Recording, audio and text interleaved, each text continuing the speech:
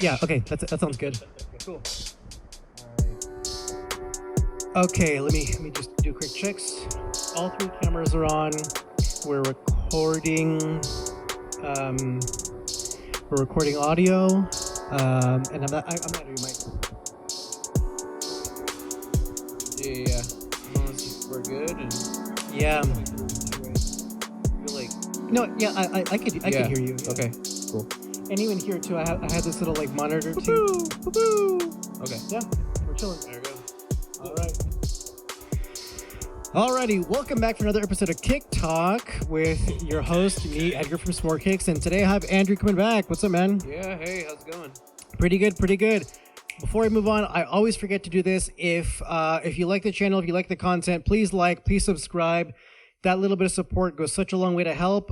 Just precautionary tale, there was a guy I knew who didn't subscribe. Next day, fucking hit by a train. Oh shit. Facts. Really?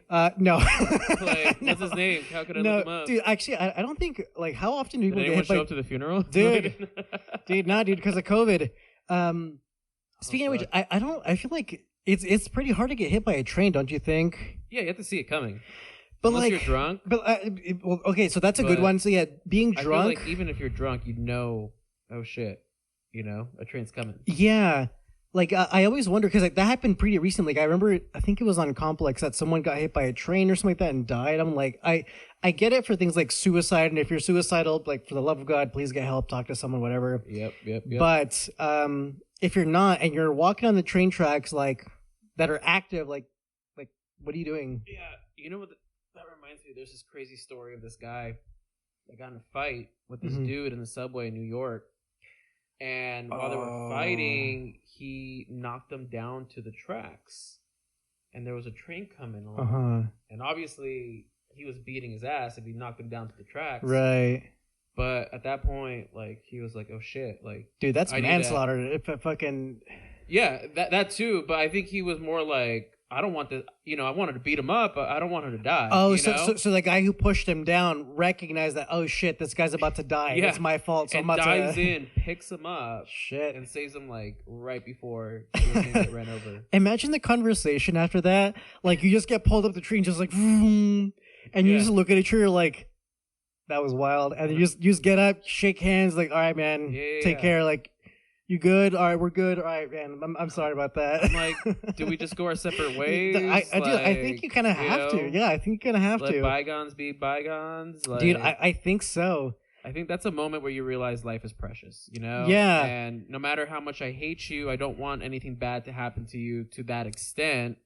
I'll still beat your ass. I don't know what the reason for, and I don't think people even know. I think it was just a random video that was put out there.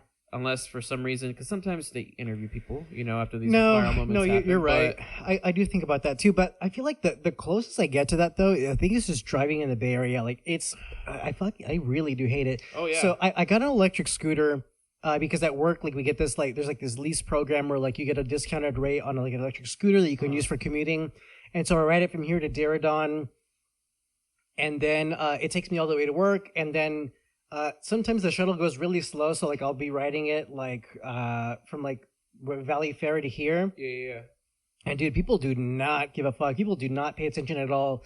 Like, I'm just, like, going on my scooter. And I'm, like, I'm riding on the bike lane. But then I'm realizing, like, I should probably ride on the sidewalk because it's just way too dangerous.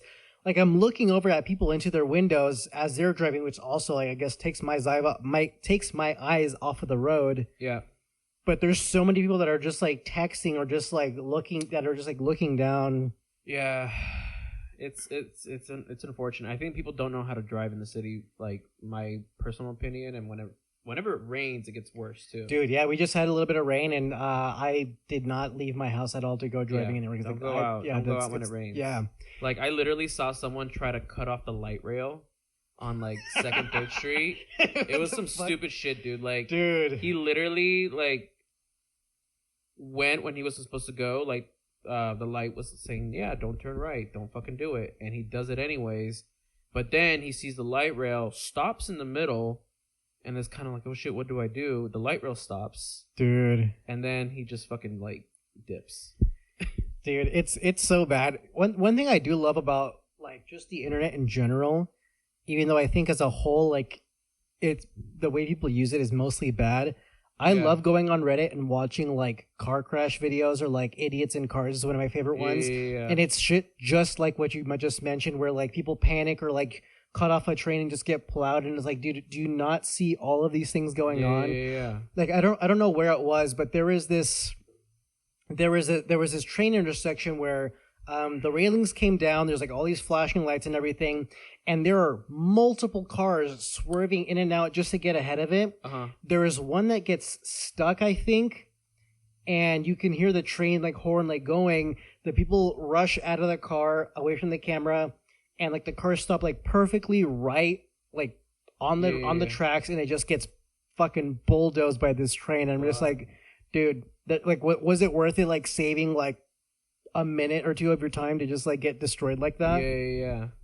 Well, you know, shit happens.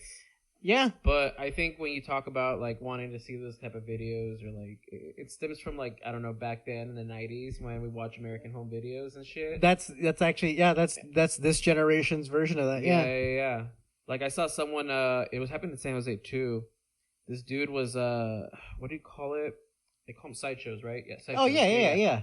Like, didn't you say that one happened like right outside? Yeah, there's tons that happen at this intersection. Yeah. So they were recording a sideshow that was happening, and there was this dude, like he had like this weird like I don't know, he had like a white tee and baggy pants, and he like walks up, and this car is doing a donut, fucking slams him. He gets tossed up in the air, falls down, and then he reaches into his pants and fucking picks up a gun and fucking cocks that shit like he's ready about to shoot the guy. Oh shit, dude. For hitting him. And the funny thing is that, well, one, you went there. You walked up to that shit, dude. Like, the video clearly shows this motherfucker walking towards the cars. And, and if you live in the Bay Area, there's like an unspoken agreement that if you go to a sideshow, if you are one of those people that's running in and out of the center, you know, to get a picture for whatever, for your fucking TikTok, for the gram, you accept some bit of liability that you could get pummeled by this car going sideways at, you know, 40 miles an hour, and you just gotta take the L if that happens. Yeah. But dude. No, dude, he had a GAT, and he had an extended clip in the GAT too, so he like fucking cocked that shit, and then the video cut off because probably some shit went down. But like, dude, the worst. It's hilarious, dude. This guy literally got smacked by a car, probably going like 30, 40 miles per hour as it's donuting in the middle of this, you know, crowd of people. Dude. And then he doesn't fucking like complain at all, just gets up and fucking cocks the gun. Dude, I love those kinds of videos. Well, speaking of the internet, today we have a very fun episode for you. We're talking all about hot takes. So we were actually talking about this for a while, getting an idea of like what our hot takes were, and it's incredibly convenient that on Reddit there was a post on the sneaker subreddit about what are your sneaker hot takes. So I picked out a few. So let's start going through some of these. All right. Yeah. So first hot take: these companies need to stop greenlighting every damn collab or colorway. Too many times I'll look at a sneaker and say, "What the fuck is this shit?" Yeah, I think the first thing that comes to my mind, and it's not from the beginning collabs, it's just the later shit that came out. Right. Sakai. Yes. Yeah, the Sakai. Yes. I remember the first time I saw those waffles, I was like, "These are pretty lit. These are really, really cool." And then I saw the waffle racers, I believe, the ones with the really chunky sole. Mm-hmm. Those are not my taste. I haven't seen a single pair. I've seen them at sneaker shows. I haven't seen a single person ever wear those ever. I think I've only seen people wearing them in LA. Really? Like, I remember back in the day when I would go for, like, concerts or shows, or even when I'm going to, like, Dover Street, like, I'd see people wearing them. And don't get me wrong, I'm not saying they're bad shoes, but I think it's just one of those collabs that they're definitely milking because so many colorways come out of it. That's true. So they had the waffle racers, the original ones. They had blazer highs and lows. They had the cause blazers. Then they had those other ones, and they might have a couple other ones. I think there were the fragment waffles. And I think by that point, like, they just were not, in my opinion, they were pretty fucking ugly. Yeah.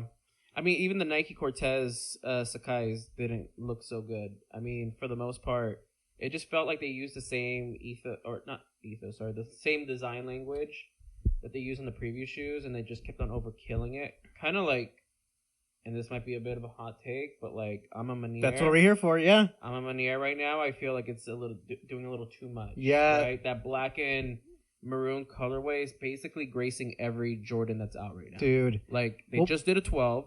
Right? Yes, and then before that they're doing a 4. It's gonna release soon, which the 4 isn't bad. It could have just been because I saw the concept images first. Yeah. I loved the concept images. The actual preview images I hated. Yeah.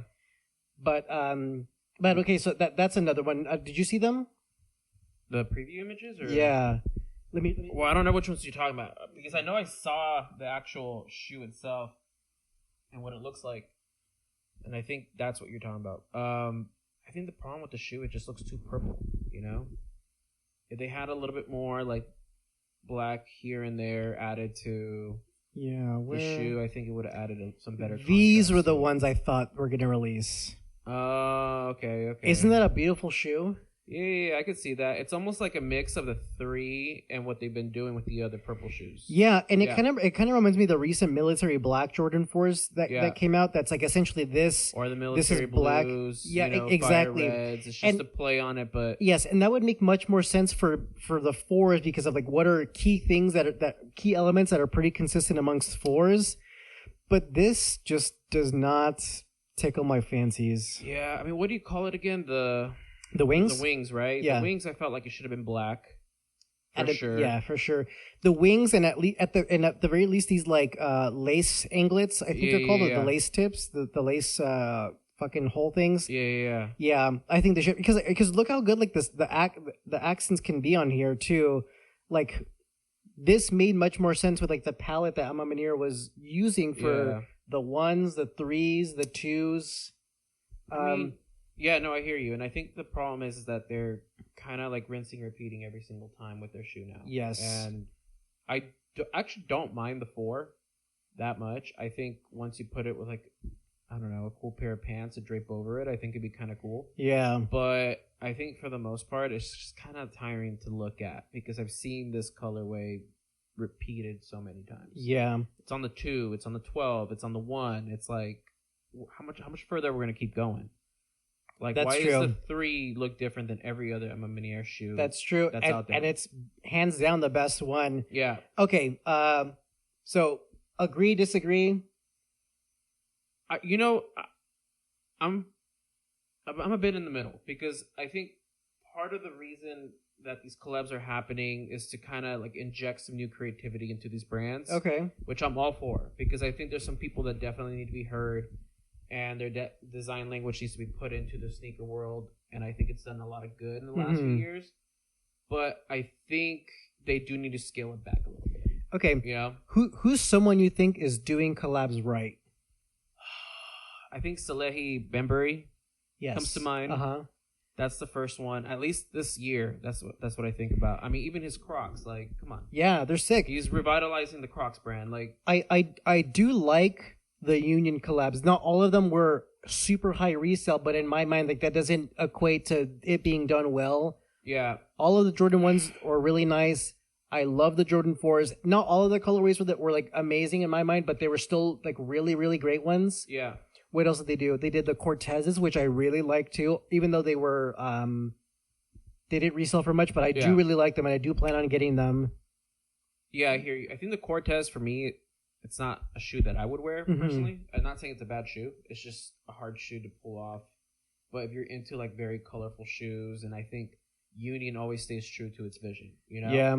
Well, and the 2s as well, yeah. Yeah, the 2s were really good too. But when you think of like sneakers that popped off this year, those are the sneakers that come to mind. And I'm specifically referring to the 2s because I think at first people were like, yeah, this is sneaker of the year, you know? Maybe that's like a wild claim, but yeah, I had to wonder though too about those. So like they that quickly dropped off. The hype died. The resale is not particularly high, but do you think if the pairs were ultra limited, where the resale was super high, do you think then people would still say, oh yeah, those are like in the running for sneaker of the year? I think maybe top 5 at least, but I don't know. Yeah, probably not sneaker of the year. Yeah, but I think people did really appreciate that he took a 2 and made it completely different. Yeah. You know? Kind of like the J Balvin 2, right? Like J Balvin 2 feels different than a regular 2. It doesn't feel as chunky, you know? Yeah. Because it's all one color. It almost makes it look a little slimmer. Yeah, but dude, retail $300. Holy shit! Really?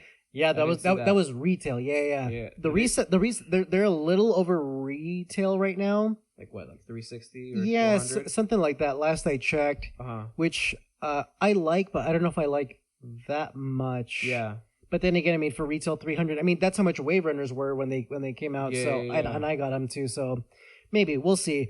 So speaking of Cortezes, next hot take. Nike Cortezes always remind me of gangbangers no matter who's wearing them. This one I'm gonna disagree with though, and I do agree with it partially when I was probably in middle school. Same in high school. Those are the only people I ever saw wearing Cortezes were our people, all the Mexicans that were wearing the fucking Dickie pants, white tee with the Dickie button up. But it's also like, because there's a difference between gangbanging and cholo culture, right? Which I think has definitely been very big in San Jose, especially with like the lowrider crews that are going through Santa Clara and stuff. True. It's like, just because you're down with this type of style doesn't necessarily mean you're gangbanging or you're doing some like, you know.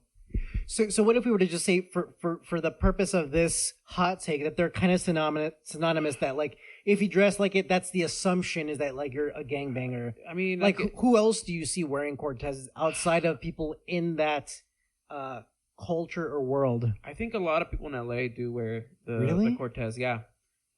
Just as a regular shoe, yeah. But not to the point where I think it completely washes away what you're trying to say. Yeah. Right? Yeah. I do partly. I think it depends on where you're at. If you're in that's LA, true. If you're in East LA, it's kind of like if you think about the Air Force One. What was it referring to back in the day? Like who would wear the Air Force One? Like people, it had that like reputation that you don't crease your shoe. You would always wear like big straight, leg denim over it, and a lot of rappers would wear them because they would have like hundreds of those. But then look at the way that people are wearing it now. Like it's the basic shoe now. Yeah, it's the basic shoe now. People are wearing them cooked on the streets. Like that's true. My brother has a pair, and I look at him. I'm like, bro, like you're not supposed to wear those with skinny jeans, man. Yeah. Like I mean, yeah, and I get that the trends change, but it's kind of funny. So I would agree. I think this rings true to some extent. That's what it makes me think of for sure. The only Cortez I ever see are on very cholo-esque looking people. Yeah. Not that there's anything wrong with that. I think it's pretty funny. Yeah. But I would agree. What about you? Yeah, I'm going to say no for this one. Because I think it depends on where you're at.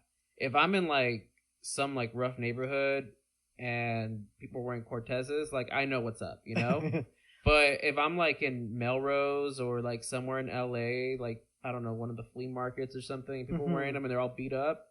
Like I know that this person doesn't necessarily see it. It's just a regular shoe to them, But the fact that if you're in a rough neighborhood and you see the Cortezes, that's the fact that that's a sign to you, though. Yeah. That also is like shit. But I think there's a little bit of context that goes into it. Yes. Okay. Yeah, I think that's where it is. It's like I have to look at my environment and be like, okay, yeah, that makes sense. Yes. Why these people are wearing Cortezes. All right. But next hot take. People didn't really like Jordan 2s until the collab started coming out. I don't know if this is as much of a hot take, but truth. But it honestly, I think it's true. But also, most sneakers, I feel like aren't. They don't get the credit they deserve. Or they don't get attention until there's a collab that's like really in your face. Yeah, you know what shoe comes to mind is do you remember the Air Jordan 13 lows with clot? I think so. So, I mean, whoever wore an Air Jordan 13 low? Oh, what the fuck? No, I do not. No, not at all. So, Edison Chang, he's the one that like runs Clot, and I think Clot is a retailer in China. Okay. And they had this collab for the Air Jordan 13, and it's a very tonal suede upper, almost has like some tiles on one of the panels. You see the Yeah. rosy pink panel, like Yeah, so the shoe is very earthy, sort of earth tone vibes, like very kind of like nude palette. yeah, Mostly like light tan nubuck and suede accents, and then like the main 13 panel on the side is like it almost looks like a keyboard. Keyboard sort of like kind of like the indentations popping out yeah, with like little dots in it, but that's like a rosy-ish like kind of desert sand pink.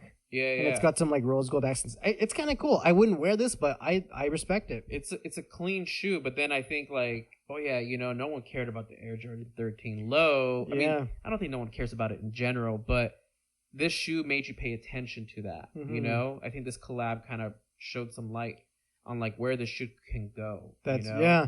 Not saying it's popular just because the shoe is out there. It just brought awareness to it. You know. So with that in mind, can you name another 13 colorway? What's the put? Alieli May. I think ALEA. Fuck. Sorry. Oh no, fuck! It was right there. Yeah. So I think she had. Okay, it's not a 13, but it's a 14. And she did this collab, and I think it was the Jade something called Jade something. Yeah, yeah. Um, These are kind of cool too. Yeah. It was a women's only sneaker. She started doing Jordan collabs, I think like 4 or 5 years back or something. She started off with.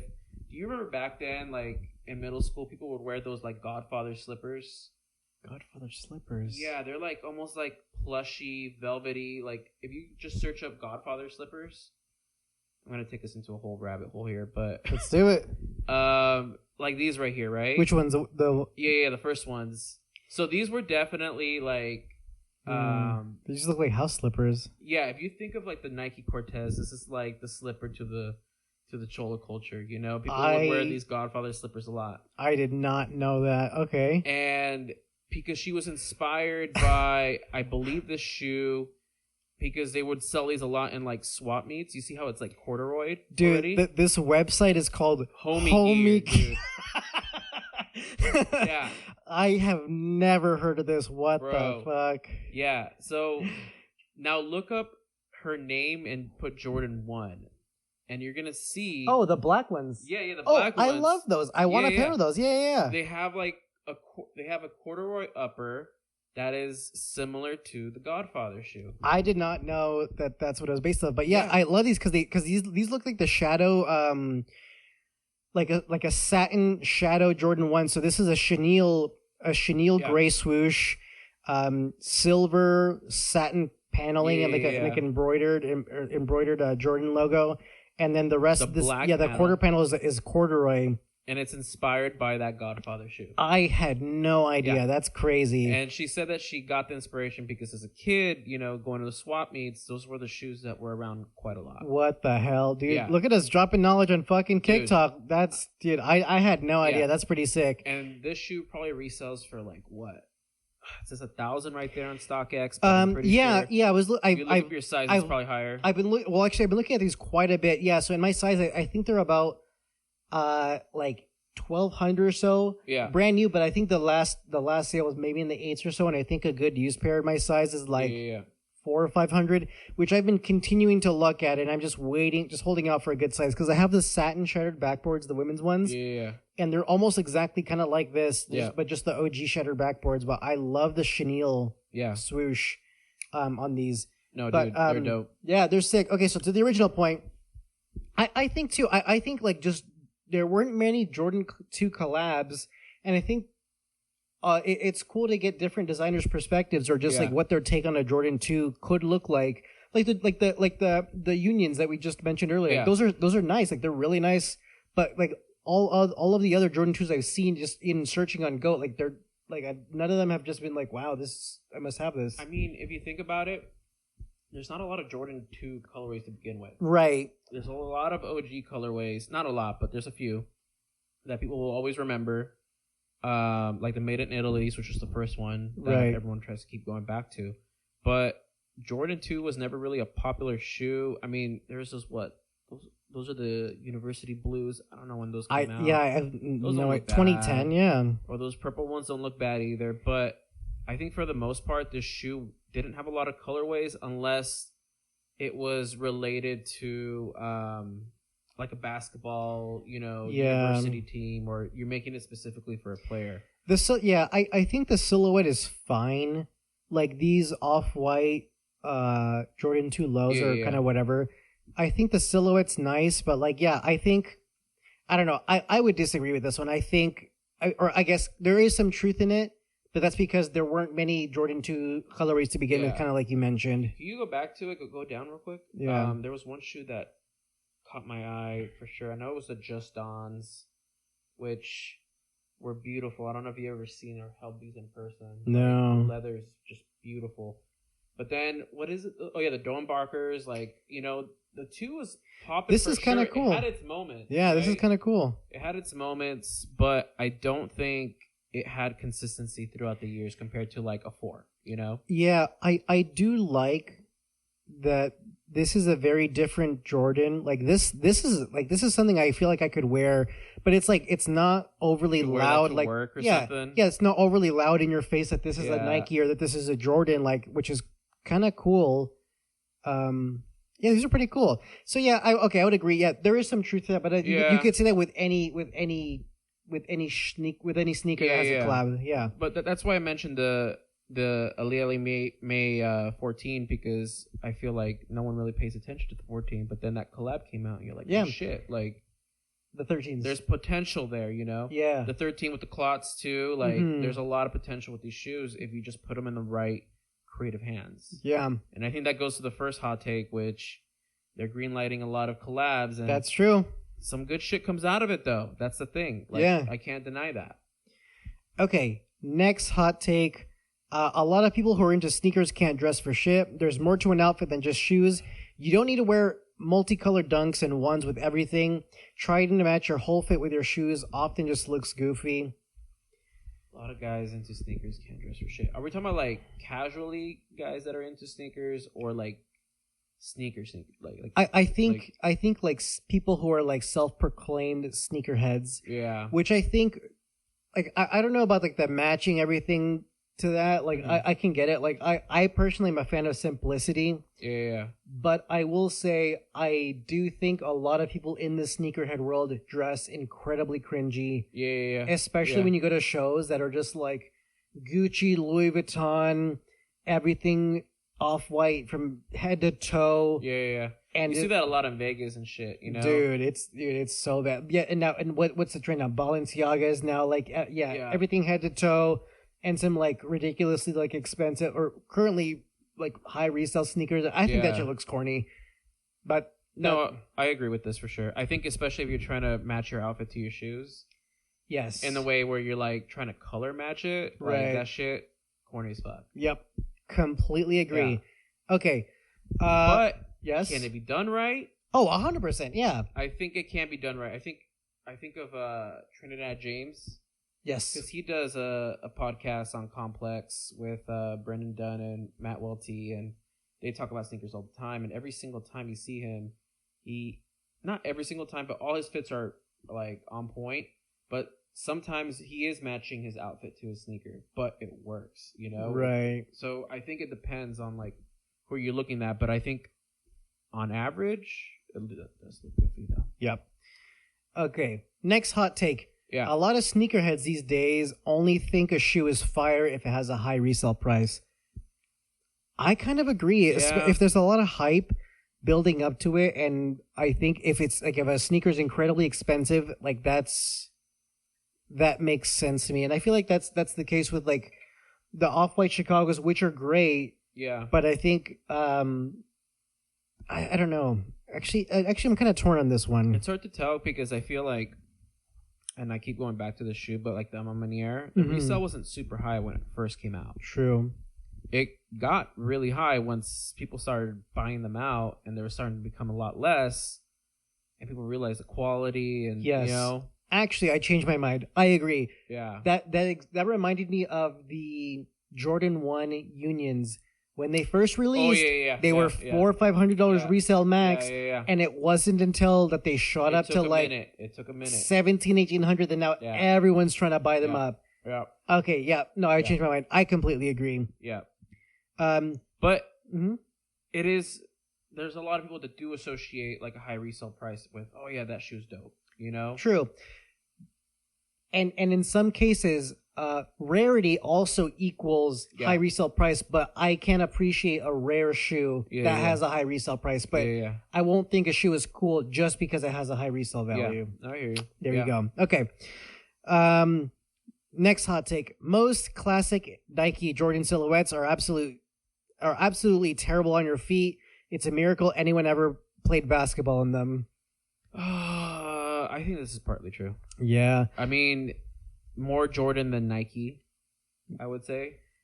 Yeah. After wearing my fours for a while, I can't imagine doing physical exercise, running around, like stopping on a dime and then running back and forth on a court. That sounds awful. Yeah, I remember when I went to London, I took 3 sneakers with me. I took my Union ones. Your Storm Blues? The Storm Blues. I took my Blazers, the off-white Blazers, the original 10. And then I think I took like a New Balance. I always take a New Balance with me because it's like the neutral shoe. I could just throw it on. And if I'm going to be walking all fucking day, like I don't want to be wearing something that's going to kill me. Yeah. So I remember one day I was walking all day and I was wearing the Union ones, and they're not uncomfortable. I do like the shoe, but god damn, like at one point they were just killing my feet, and I had to like unlace them and just kind of let the tongue fucking drag out. Oh yeah. So I'm not saying like this is 100% true, but mostly true for Jordans compared to Nike. Yeah, but to playing basketball on them like that, I think there's quite a bit of truth in that. But you know what? I think partially it is too. I think part of it is also the high tops versus low tops. Yeah. I can wear Jordan 1s all day. Jordan lows, lows all day, never complain. But it's just when it comes to highs, I think just some bit of that restriction in the range of motion, you're like putting in a little extra effort in every step. Yeah. I completely agree. Yeah. But 4s fucking suck on your pinky toes, especially if I have I have a really wide foot. It blows. That reminds me, I went to a concert last month in LA, and I took my Air Max 95s, and I love Air Max 95s. Okay. But it fucked up my pinky toe. Really? Like literally I was bleeding, and then like the back of my ankle. Yeah, no, it was pretty gross. And at one point, like, because I was drunk and we were not that far from the hotel, I just took my shoes off and I walked barefoot. like you know those girls at the end of the night in Vegas girls, when they take their, that was me that night. I cannot imagine a more disgusting place to walk barefoot. Well, actually, no, San Francisco or New York, but Vegas is not, it's not far behind. Yeah. That's disgusting. But I feel it though, like when it hurts, it really hurts. I was like, fuck this. Because when I'm drunk, I just don't give a fuck. I'm like, I'll walk. I'm 5 minutes from the hotel, so yeah. I guess I could have made it. but in that moment though, like when you're just in so much pain, like it's hard to ignore that. Yeah. That reminds me, when I went to EDC Las Vegas, I went a couple years in a row. I forget what shoes I wore. I think I just wore like classic Vans, like the Authentics with like the laces. Mm-hmm.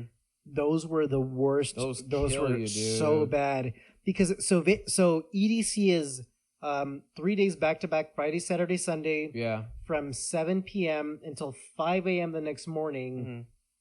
All 3 days.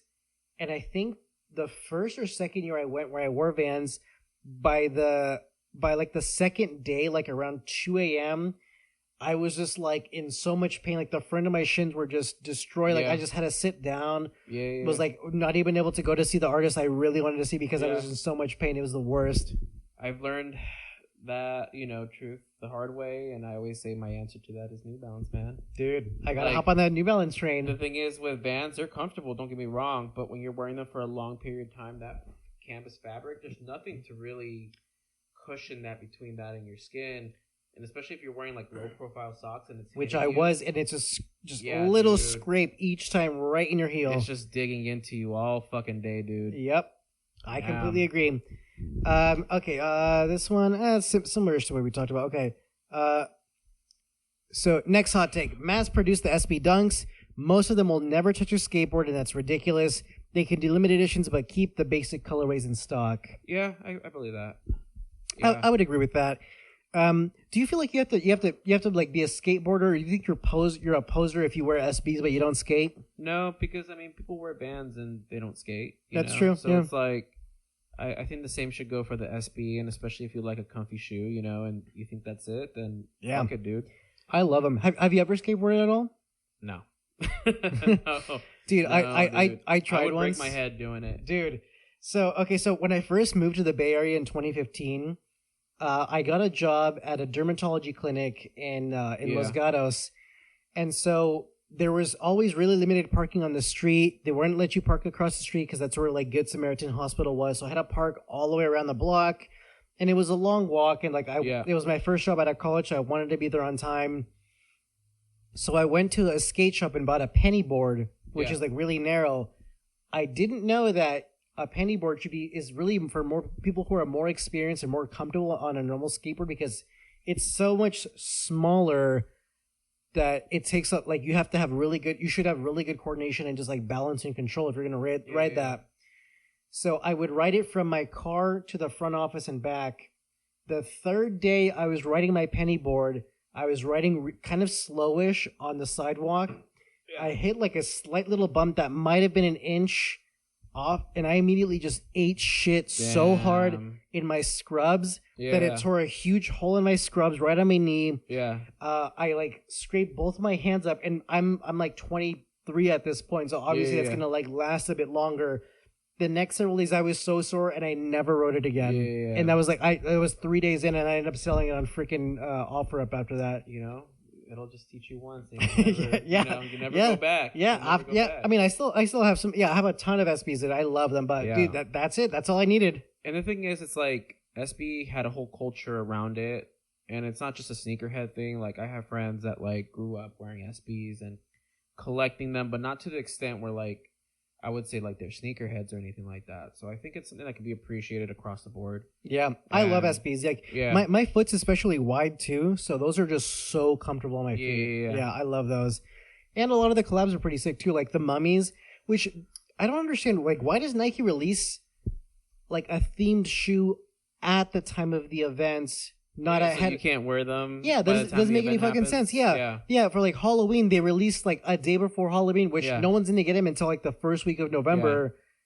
And it's like it doesn't make any like I don't fuck get it. I gotta wear it till next year then. Yeah, that's it. Yeah, I mean I wore my Mummies a couple of times since then, but like now I'm stoked because because I'm gonna wear those for Halloween. I think the rule should be October 15th. Have the release day somewhere in the middle of October, so that way people have a week or two to get them in and wear them on the day. Just like the Sean Kleiber Dunks. Those are SBs. They're like light blue with like I think it's like a silver swoosh. And the toe punched the holes on the toe box make a snowflake. Here, let me pull them up. Yeah. Let me see what they look like. Clever Dunk SB. These. Oh, okay. I know what you're talking about. Oh yeah. So they're metallic. Yeah. These are super nice. Yeah, that made the Strange Loves, right? I think so. Yeah, I think so. I'm pretty sure it was him. Yeah, these are really nice. I love these. And same thing. They were a holiday sort of thing. They didn't release until like late December, and that was it. That's dope. Yeah, they're sick. Okay. Well, actually, we can go back to this one. Okay, next hot take. Having a sneaker collection made up entirely of different colored Jordan 1s does not make you a sneakerhead. Okay, hold on.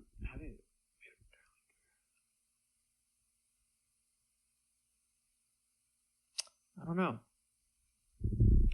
What do you think? I would disagree. Because I feel like I don't like people who gatekeep for a lot of things, especially for like in the sneakerhead culture. Like, I can appreciate really any shoe. Like, if you like a shoe, like, I don't care what it is, like, I can find something to appreciate about it. Yeah. If you really like a Jordan 1 and that's all you get is just different colors of Jordan 1s, I consider you a sneakerhead. I get it. I mean, if you have more than 20 shoes in your closet, I think you kind of get the entry level to being a sneakerhead, but at the end of the day, it's like there is, I think, an appreciation for different models, but at the same time, there's also a loyalty to your favorites. Yeah, and you can appreciate them without having to buy them. Like, if you know that ones fit, you like how ones fit, you can sell them every which way. and you can appreciate other shoes, but you just buy Jordan ones because those are your thing, then Yeah. I feel it. I respect it. Yeah. No, I feel that. Yeah. All right, cool. That's fine. Yeah, all right, cool. Next one. Oh, this is a big one because this is like such a big, I don't know if it's like on TikTok or just on social media, but cream laces don't go with everything, and please stop artificially aging your shoes. Let me rephrase this to a hot take then. The artificially aging your shoes trend is cringy and just mostly poorly done. I don't know. Actually, I've seen the other side to it, But yeah, no, I hear what you're saying though. I hear what you're saying. I think it's been overdone. Yes. It's like, what do you really want? You want an old crusty ass shoe? Like, yes. Earn it. Yeah. So with that rephrased hot take, I would agree. I think the trend of like some of them, I think at first when it was like a new thing, it looked cool, but as more and more of them come out, it's like such an ugly like piss yellow that they make the soles that doesn't even look aged. It just looks like it's dyed really poorly, and people overdo it, like you're kind of mentioning too. Like they overuse the sole pen, all the creases and stuff. Like there's a couple of people who do it really well, but I think for the most part, I think this trend, I'm ready for it to be over with. Yeah, I mean, don't get me wrong. Like I've seen a lot of like customizers that do a really good job with it. Yeah, what's that guy? Chef Fuel, Andrew.c, I believe that was one of them. Yeah, and he actually got a job to be part of the design team for Jordan. Really? Yeah, dude. Which is crazy because when he was first coming up, like. He was just customizing sneakers. I don't know what his job was before that.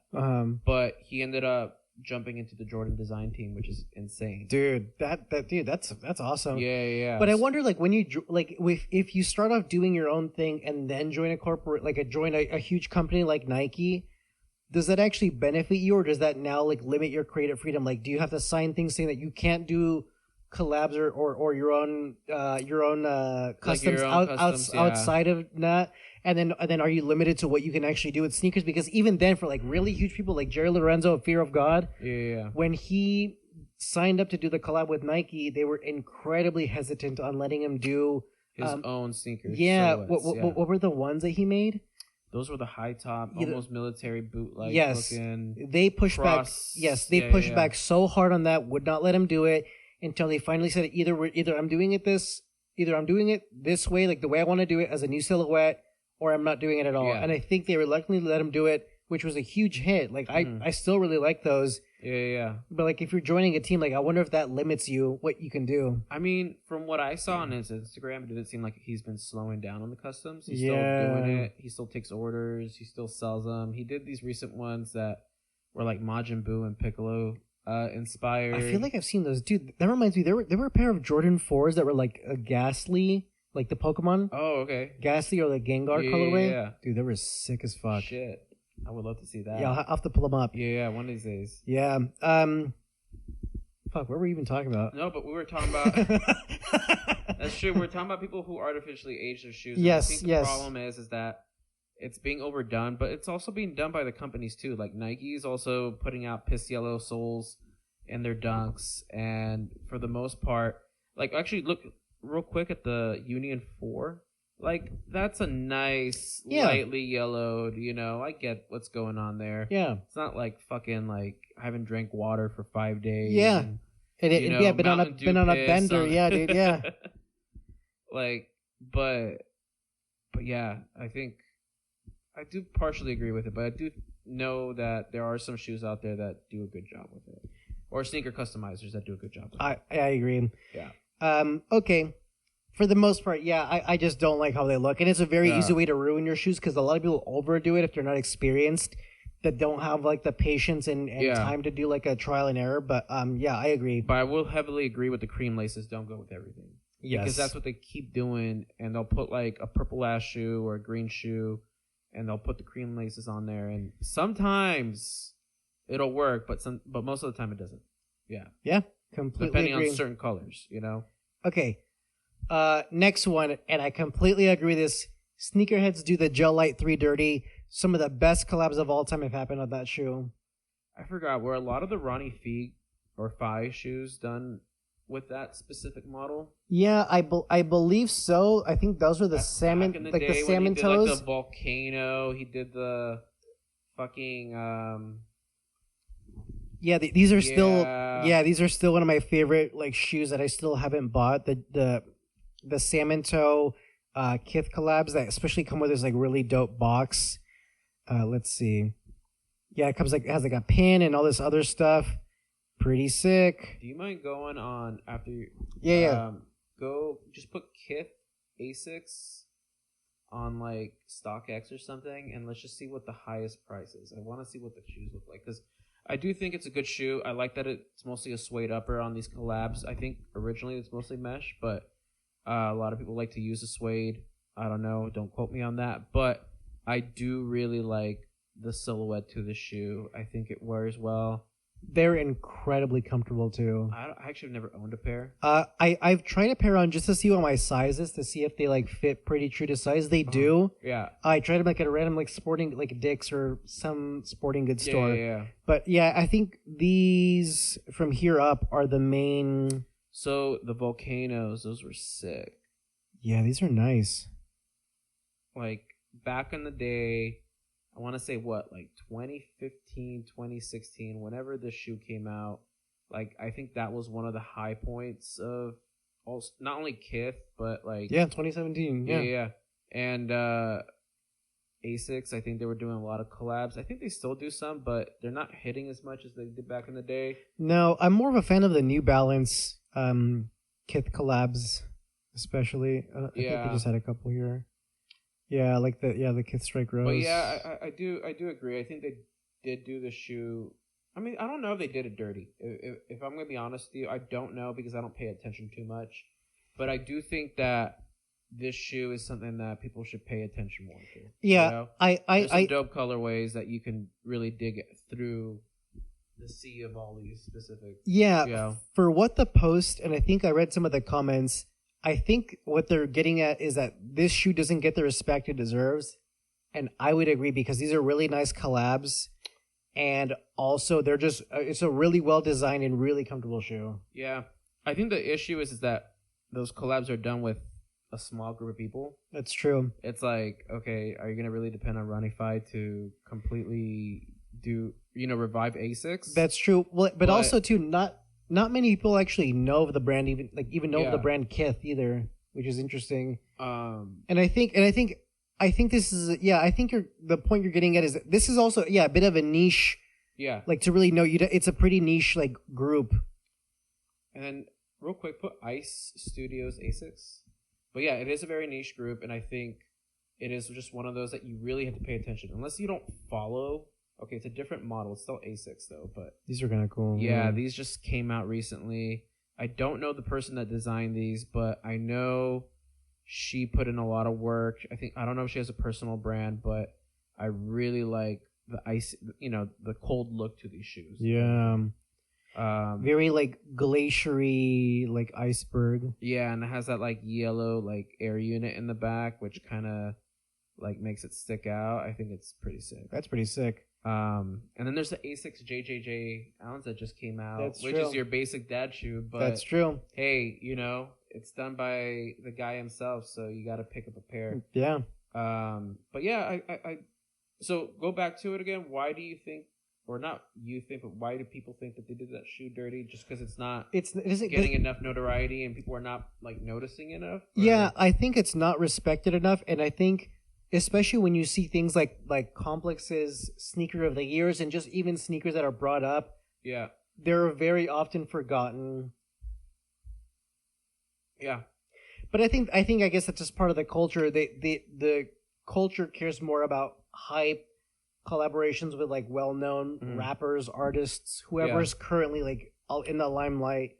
So and Kith has never really been a hugely popular, like influential brand. Yeah, I mean, Kith has kind of become bigger than people expected back in the day. Like, I know it had its own retail shop. They opened a shop in Miami. They've still got a few. They've got. I saw the one in Miami, and they have a really nice one in LA, in New York too. Yeah. And the thing with Kith is that it kind of started off like a small brick and mortar, and now it became this like huge brand. But once you get to that level of like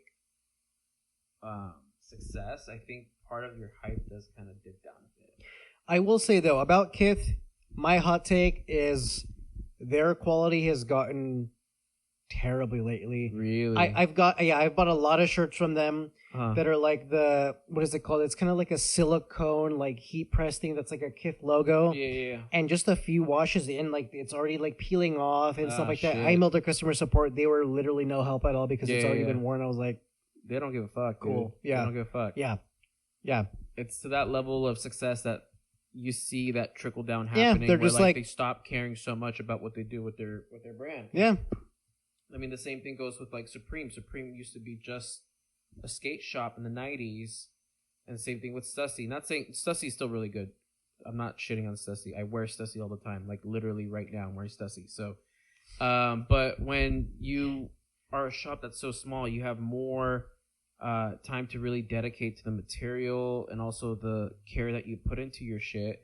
But when you get to a level of success, you have to be reminded of where you came from.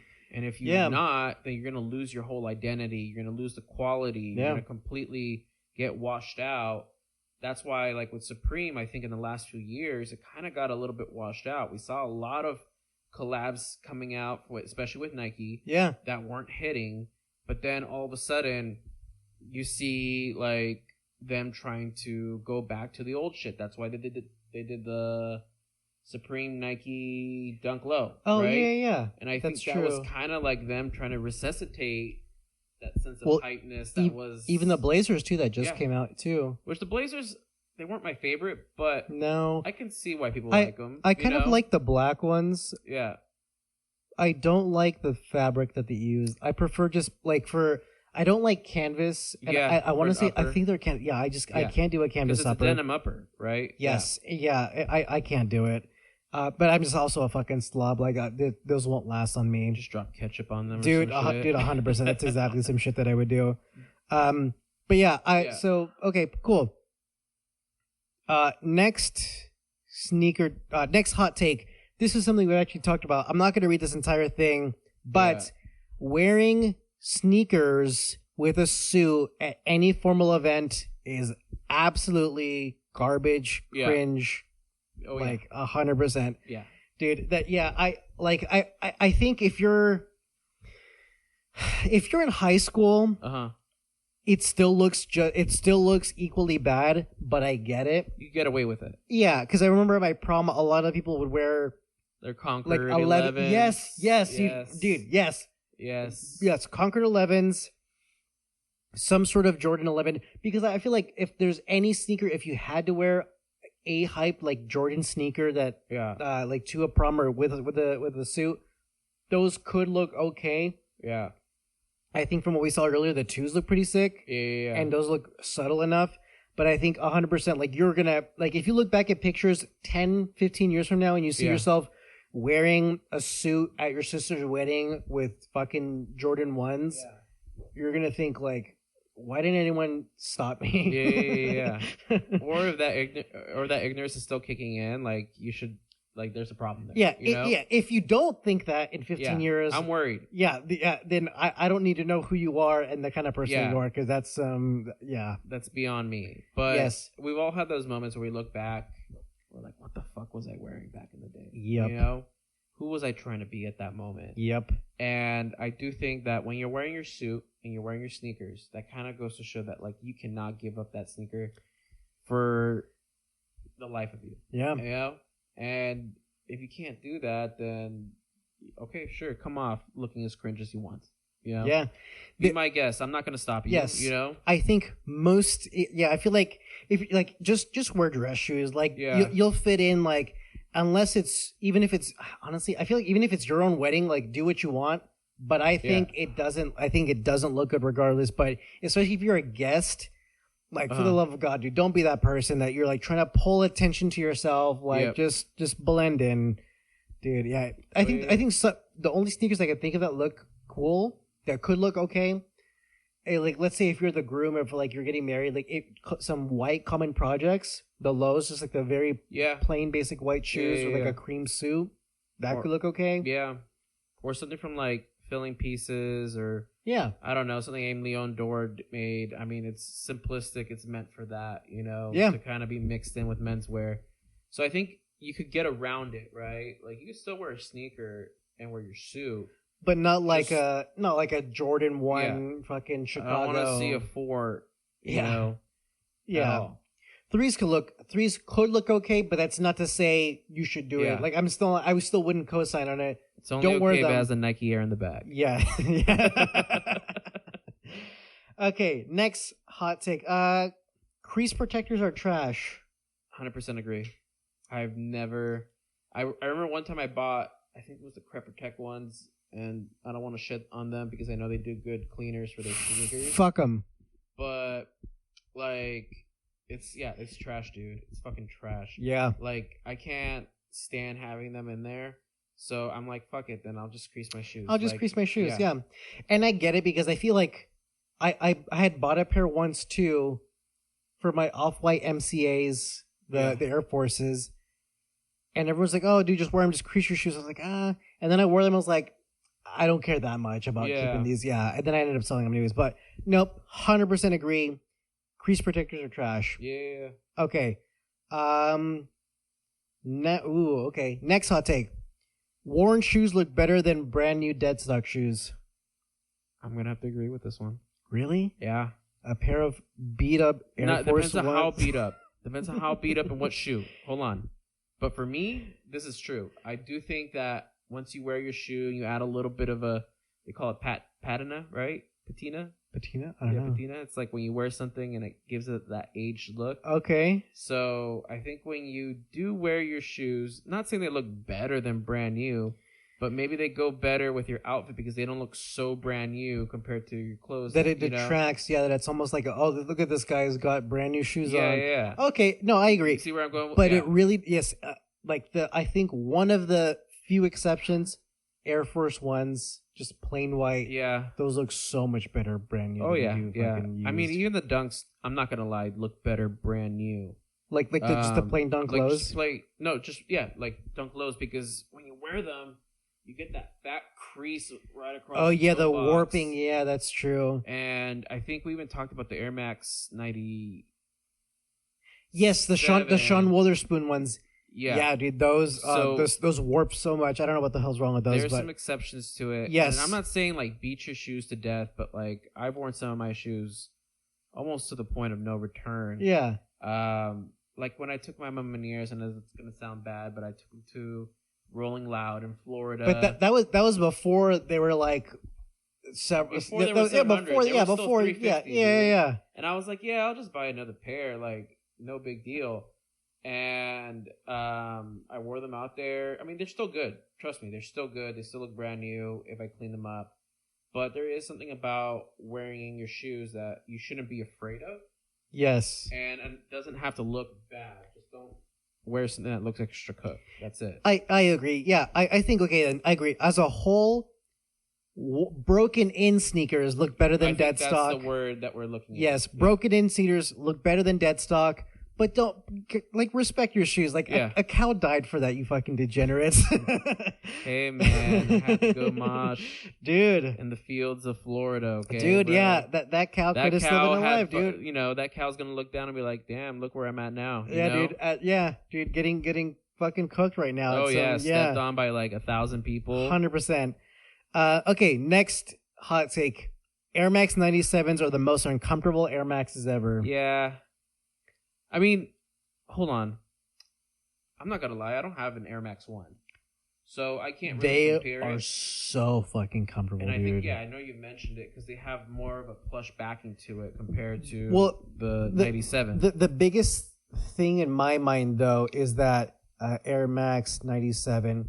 The biggest thing is that makes them incredibly uncomfortable to me is that this air unit is all one giant unit spanning from the heel to the tip of the toe versus the air unit on the ones is just on the heel and the rest of it is like this poly material that is much more flexible. Yeah. That's what makes them incredibly stiff, is that this is just one giant piece of like a wooden board is what it feels like.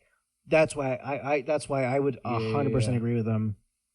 No, yeah. I've had the 95s. The 97s are close to the 98s, which I have a pair of 98s. They're not super uncomfortable, but they do dig in your back sometimes or into your heel. But yeah, I mean, I personally can't say yes or no because I don't think I've owned enough Air Maxes. You should try on a pair, but I would agree with this 100%. Yeah. Okay, we'll do one more and then we'll wrap it up. Okay. And this is my hot take. I think most sneaker customs are absolute garbage. Uh-huh. There is someone, I'm not going to say their name, but they were a very well-known sneaker customizer that performs surgery on shoes per se. Okay. Yeah. And quite the process. Although they're incredibly talented in the actual process of making sneakers, the designs and customs that they make are just cringy, like what you would imagine a high school hypebeaster would make if they had his skills. Yeah, no, I mean, and referring to this anonymous person, like, this guy will fucking put ostrich leather into an Air Jordan 1. Like, yes. And I get it. I get it. It's terrible. Like, the only thing, the only factor the only thing is, like, the more expensive material they can put into this absolutely terrible custom, the better, which is it just doesn't look good. And maybe I'm not the target audience, but it looks like, I think most I don't know who the fuck is, though. I don't know. Like, you gotta have one, money, two, like, why are you wearing that shit? Yeah. In the first place, like they're like all it's like these gaudy looking fucking just lacks just so much for this particular person. Lacks a lot of creativity. Just copies whatever is currently hyped. They are just beating the fucking off-white Jordan 1 horse to death. When the Travis Scott SBs came out, I was like, dude, finally a different collab that's pretty sick. That's got like the plaid paneling, the tearaway fabric, and this guy, whoever they may be, just did the same exact thing but in a different color and calls it a custom. Like, dude, like, you could try a little bit harder than that. He has too much time on his hands. Let's just put it like that. Yeah. It's like, usually people find their niche and they keep to it. Yes. Versus like, okay, let me keep trying to get these viral moments, and I think that's what this person's trying to do. Every so often, though, they do a really good custom that like looks actually good and that is unique. But for the most part, it's just the same bullshit. Which brings me to the second half of this. The constant reverse swoosh Travis Scott off-white Jordan 1-esque customs are just dude, let's just fucking like stop, please. Yeah. No, I hear you, and I think of customizers as people that are either trying to find an answer to the brand that we need as the people, right? Like, they'll provide alternative colorways, right, or shit that kind of like speaks to what the audience wants, you know? Yes. But then there's people out there that completely take this concept and completely butcher it. Yeah. Like, I don't need Stingray on my Jordan 2 panels. I don't need fucking ostrich, like, at all on my shoes. I don't know how the fuck you're getting these animal hides. But this guy, no, I remember specifically him because back in the day, not only would he make shoes, but he would make, like, leather pants. He would make leather shirts. He tried to do the whole fucking thing because that was what was going on at that moment. Like, people would wear leather shirts. Who the fuck wants to wear a leather shirt? Dude. Like, you know how hot those things get? I cannot think of a more uncomfortable fabric to have as a shirt other than, like, fucking lamb's wool. Yeah. And not... The current shit. We're talking about lamb's wool from like the 80s or some shit. Like straight off the lamb, glue that shit into a shirt, wear that because it's cold and you're going to die. I completely agree. This person, though, they have a sneaker customization class that I've always wanted to take so I can make a shoe, which I do 100% respect that they do have a lot of talent. Yeah. And it's one thing to be able to have a talent to they do a lot construct of a sneaker. Yes. Yeah. It's another thing to be able to teach that to people, which I think is a whole nother skill set that is awesome. But my God, do they have just very, in my opinion, poor taste when it comes to their customs. You know what's one that does come to mind that I think it's on the opposite side of that spectrum is I think I told you about the Vibe Lab remake. Yes, I bought some of the, what is it called? Like the modeling things like that are all the panels if you wanted to cut fabrics and make your own shoe. Yeah. I bought some for an OG 85 Jordan High. Yeah. And a Dunk SB Low. From him. Yes. Really? Okay. I still haven't made them, but they're like really nice laser cut acrylic things that make them. Still want to make them. It's just one of those things like when I have like there's so many things I'm trying to do. Yeah. But 100% those are sick. Yeah. And the thing with him is that he wants to keep true to like all the first Jordans that came out because I'm not gonna lie, it is very difficult even for the people that sell like 85, right? 85 Jordans, 85, right? Yeah. Like even they have a hard time finding like orange metallic. Yeah, because that's one of the rarest ones to really find, especially in your size. Like how difficult it is to come across that. Like 100%, it's almost like next to near impossible, especially if more people were trying to get it into that. But for this guy, he's kind of like, well, let me bring back these extinct colorways and let me bring them back to the best form that I could possibly bring them. Yeah, I actually hit them up too because you sent them to me on Instagram. Yeah. Dude, their 85 Chicagos, and I think there was like the Storm Blues. Dude, they look so good. Oh yeah, they look so good. The price isn't that bad. It's honestly less than what it would cost to buy the Chicago Reimagined, the 85s. Less than that, and they're handmade. Yeah, like to order. Like they're like $700, something like that. Don't get me wrong. Like if someone like handmade your shoe, I will gladly hand over $700. Yeah, like 100%. I'm still. I'm not gonna have that all the time. Yeah. to spend on my shoes. Yeah, but if I could get one good shoe and spend that kind of money on that, I would rather spend that money on a $700 shoe that's handmade than something that is that price because of the resale. 100%. Completely agree. Yeah. Well, with that said, we reached the end of the show. Again, if you like this content, please please subscribe, follow Smorkick 60 Sneaker Reviews on Instagram. Andrew, what's your Instagram? It's Andrew, but the E. Oh God, it's so complicated. Like I hate explaining it because like when people ask me in public, I'd be like, yeah, just take the E out and put an underscore, and then put the underscore after the W, and then like so what? ANDR underscore W underscore. Oh, okay. Yeah. So just think of like my name without the E. Yeah, okay. And an underscore at the end. I know. Got it. All right. We'll follow Andrew. Yeah. Got any other DJ events coming up? At the moment, no, but I am working on some stuff. I'm looking for November, December to start really rolling that out. Well, October is more of a party month for me, so yes, I'm going to take that 100%. as time to relax and go to some events and shit. Well, if anything comes up, hit me up. I'll add it on the social medias. Follow the TikTok, follow the YouTube, like, subscribe, all that stuff. And thank you guys for watching and have a good one. Awesome. Cool. Thanks for having me. Woo!